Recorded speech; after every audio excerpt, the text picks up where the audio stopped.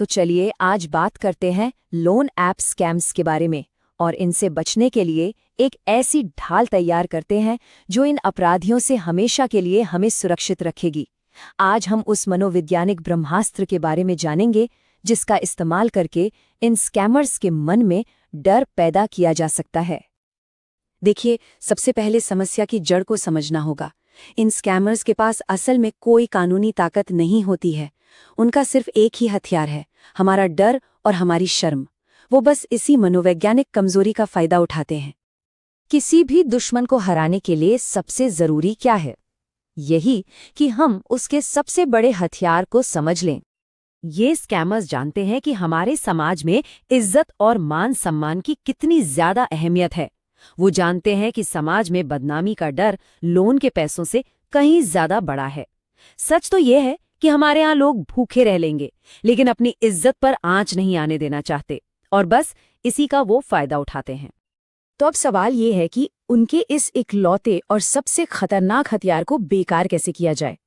चलिए अब उस मास्टर की के बारे में जानते हैं जो उनकी पूरी बाजी पलट सकती है। इस स्ट्रैटेजी का नाम है सोशल शील्ड, या कह लीजिए सामाजिक ढाल। ये एक बहुत ही पावरफुल और प्रैक्टिकल तरीका है, एक तरह का मनोवैज्ञानिक डिफेंस सिस्टम। देखिए, पूरा का पूरा घोटाला बस एक चीज पर टिका है, गोपनीयता। वो चाहते हैं कि आप डर के मारे चुप रहें, लेकिन हम क्या करेंगे? हम ठीक इसका उल्टा करेंगे। पारदर्शिता, सब कुछ सबके सामने ले आएंगे। जरा सोचिए, अगर आपके दोस्तों और परिवार को पहले से ही पता हो कि आपका फोन हैक हो गया है, तो क्या स्कैमर्स आपको डरा पाएंगे? बिल्कुल नहीं। ये बात सोशल शील्ड पर एकदम फिट बैठती है। ये स्कैमर के जादू दिखाने से पहले ही उसकी ट्रिक्स सबको बता देती है, और जब ट्रिक पता चल जाए तो जादू खत्म। ठीक है, तो थ्योरी तो समझ आ गई, अब बात करते हैं प्रैक्टिकल की। इस ढाल को असल में इस्तेमाल कैसे करना है, चलिए स्टेप बाय स्टेप समझते हैं। इस सामाजिक सुरक्षा कवच को बनाने के लिए बस ये 3 जरूरी कदम उठाने हैं। और याद रखिए, जब वो धमकी देना शुरू करे तो डर कर कोने में नहीं बैठना है, बल्कि एक्शन लेना है। ये एक बहुत ही सिंपल लेकिन कमाल का असरदार टेम्पलेट है। इसे आप अपनी ज़रूरत के हिसाब से थोड़ा बहुत बदल सकते हैं। और हाँ, इसे अपने फेसबुक, व्हाट्सएप स्टेटस और इंस्टाग्राम स्टोरी पर ज़रूर डालिए।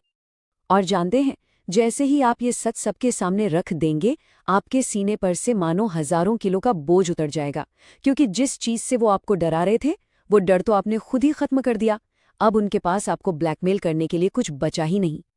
ठीक है, तो मनोवैज्ञानिक डिफेंस तो हमने तैयार कर लिया। अब अगला कदम है टेक्निकल सेफ्टी का। एक बात ध्यान रखें, सिर्फ ऐप को डिलीट कर देने से काम नहीं चलेगा। इसके सारे निशान मिटाने के लिए इस सही प्रोसेस को फॉलो करना बहुत जरूरी है। इससे ऐप से जुड़ा आपका सारा डेटा, सारा कैश, सब कुछ फोन से पूरी तरह साफ हो जाएगा। अब आता है अगला फेज, खुद को थोड़ा अलग कर लेना। देखिए, जिस सिम से अकाउंट बनाया था उसे बस कुछ दिनों के लिए बंद कर दीजिए, और व्हाट्सएप भी डीएक्टिवेट कर दीजिए। शुरू में वो बहुत परेशान करेंगे, कॉल पे कॉल करेंगे, लेकिन यकीन मानिए 5-7 दिन में वो थक हार कर खुद ही किसी और शिकार की तलाश में चले जाएंगे। ये एक तूफान है जो अपने आप थम जाएगा। चलिए अब डर के उस आखिरी किले को भी गिरा देते हैं, और वो है कानूनी कार्रवाई की धमकी। ये एक ऐसा सवाल है जो अक्सर लोगों के मन में आता है, और इसी डर की वजह से वो इस जाल में फंसे रहते हैं। तो इसका जवाब बिल्कुल साफ है, और वो ये कि उनकी धमकियां पूरी तरह से खोखली हैं। ये ऐप्स पूरी तरह गैरकानूनी हैं, इनके पास सरकार से कोई लाइसेंस या मंजूरी नहीं है। असल में तो पूरी सिचुएशन ही उल्टी है। अरे, क्या कोई चोर कभी पुलिस के पास शिकायत करने जाएगा कि मैं चोरी करने गया था और मुझे पैसे नहीं मिले? जाहिर है नहीं।